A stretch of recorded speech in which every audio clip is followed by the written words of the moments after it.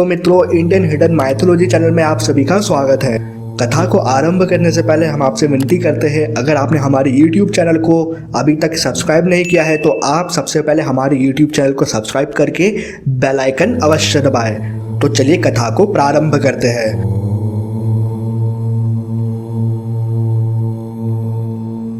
हमारे समाज में बुराइयां हर युग में रही है। विशेषतः नारियों पर हर युग में अत्याचार होता आया है और इसका प्रमाण हमारे धर्म ग्रंथ रामायण और महाभारत भी देते हैं। आज भी हमारे समाज में हर रोज नारियों का शोषण होता है। ऐसे ही नारी के यौन शोषण से जुड़ी एक कथा का वर्णन हमारे धर्म ग्रंथों में मिलता है। तो आइए मिलकर जानते हैं नारी के यौन शोषण की पौराणिक गाथा के बारे में। चंद्रवंश के राजा ययाति की पुत्री माधवी से जुड़ी इस कथा का उल्लेख महाभारत के उद्योग पर्व में मिलता है। ये कथा है नहुष कुल में जन्मी माधवी की। माधवी एक राजपुत्री थी जिसे उसके पिता ने ही कई लोगों के साथ शारीरिक संबंध बनाने को विवश किया। इस कथा के अनुसार ऋषि विश्वामित्र का गालव नाम का एक शिष्य था जो बहुत ही गरीब था। शिक्षा पूरी होने के बाद विश्वामित्र ने उसकी गरीबी के कारण उससे गुरु दक्षिणा लेने से मना कर दिया, परंतु गालव को यह अच्छा नहीं लगा और वह विश्वामित्र से गुरु दक्षिणा मांगने की जिद करने लगा। गालव की जिद से नाराज होकर ऋषि विश्वामित्र ने 800 श्यामकर्ण घोड़े की मांग करी जो अत्यंत ही दुर्लभ थे। गुरु की आज्ञा सुनकर गालव 800 श्यामकर्ण घोड़ों की खोज में निकल पड़ा। गालव सहायता के लिए अपने मित्र गरुड़ के पास गया। गरुड़ ने गालव से कहा कि हमें प्रतिस्थानपुर के महाराज ययाति के पास चलना चाहिए, वही हमारी सहायता कर सकते हैं। महाराज ययाति उन दिनों सबसे सम्मानजनक राजा माने जाते थे। तत्पश्चात गालव और गरुड़ दोनों ही राजा ययाति के पास पहुंचे और सारी गाथा का उल्लेख किया। राजा ययाति गरुड़ की बात सुनकर प्रसन्न हुए, परंतु उस समय उनकी स्थिति वैसी नहीं थी जैसा गरुड़ समझते थे। कई राजसूय और अश्वमेध यज्ञ करने के कारण राजा का सारा राजकोष खाली हो चुका था।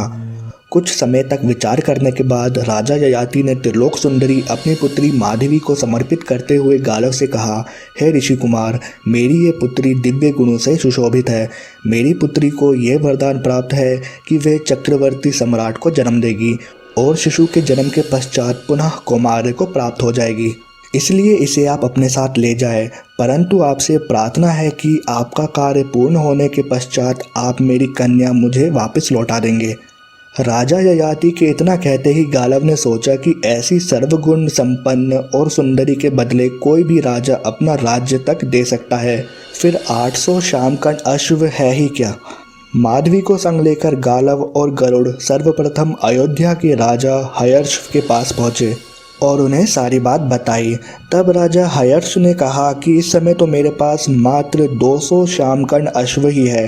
राजा हयर्ष ने अपनी असमर्थता प्रकट करते हुए गालव और गरुड़ को ये सलाह दी कि आपको मेरे ही समान अन्य राजाओं से भी माधवी के बदले कुछ श्यामकर्ण अश्व की प्राप्ति का उपाय करना होगा। मैं अपने 200 श्यामकर्ण अश्व देकर माधवी से केवल एक पुत्र की उत्पत्ति की प्रार्थना करूंगा। दूसरा कोई चारा न होने के कारण गालव और गरुड़ ने अयोध्यापति हयर्ष की बात मान ली और माधवी को अयोध्या में छोड़ दिया।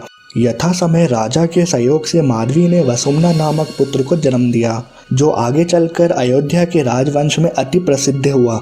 इसके बाद गालव और गरुड़ काशीराज देवदास के दरबार में पहुंचे। गालव और गरुड़ के अनुरोध पर वह भी अपने 200 श्यामकर्ण अश्व को देकर माधवी जैसी सुंदरी से पुत्र प्राप्त करने के लोभ को ना रोक सका।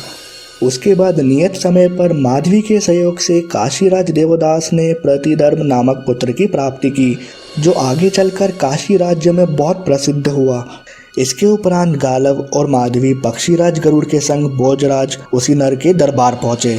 गालव और गरुड़ की प्रार्थना पर राजा भोजराज ने भी माधवी से पुत्र की प्राप्ति कर अपने श्यामकर्ण अश्व को गालव को सौंप दिया, परंतु अभी भी 200 अश्व कम थे और गुरु विश्वामित्र द्वारा दिया समय भी समाप्त होने वाला था। गालव और गरुड़ को यह ज्ञात हो गया था कि धरती पर इन 600 श्यामकर्ण अश्वों के सिवा कोई और श्यामकर्ण अश्व नहीं है। अंततः 600 श्यामकर्ण अश्वों और माधवी एवं गरुड़ को संग लेकर गालव विश्वामित्र के पास पहुंचा और बाकी 200 अश्वों के बदले गुरु को माधवी देने की इच्छा प्रकट करी।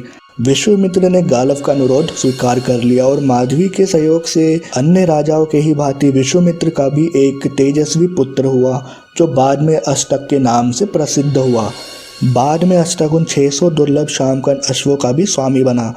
गालव को विश्वामित्र के ऋण से मुक्त कराकर माधवी अपने पिता ययाति के पास वापस चली गई। तो मित्रों, आपको आज की इस कहानी को सुनकर कैसा लगा? नारियों की हमारे समाज में क्या जगह है? आप क्या सोचते हैं? नीचे कमेंट्स में हमें ज़रूर बताएं। और इस वीडियो को ज़्यादा से ज़्यादा शेयर करके हमारे इतिहास को जीवित रखने में हमारी मदद करें। और अगर आप इस चैनल पर नए हैं तो हमारे इस चैनल को सब्सक्राइब जरूर करें और उसके बाद बेल आइकन अवश्य दबाएं। तो दोस्तों, नमस्कार।